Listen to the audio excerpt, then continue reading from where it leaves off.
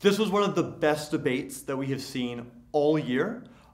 Watching the proposition and opposition teams rebut each other's points and quote each other and respond to each other's POIs on the spot is the kind of debating that we want all of our debaters to get to. In this debate, as the rebuttalist said, there were four major themes of the criminal justice system, looking at incapacitation, rehabilitation, deterrence, and the big idea of retribution and justice.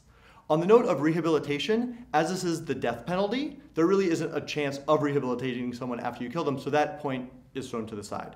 On the note of incapacitation, it's true that when you kill somebody, they'll be less likely to kill other prisoners who they're in jail with, and the opposition had evidence to that point. However, they didn't do a good enough job of explaining the impact. What is a larger meaning of that outside of the limited examples that they provided? On the note of deterrence, the proposition brought up a correlation-based argument showing how states with the death penalty had higher rates of crime than northern states where there were moratoria on the death penalty with lower rates of crime. The opposition, however, rightly pointed out that that was a correlative piece of evidence and not a causative piece of evidence, but then the proposition replied with an expert opinion. And so the note of deterrence stood for the proposition. And finally, the big idea of this debate had to do with retribution and justice.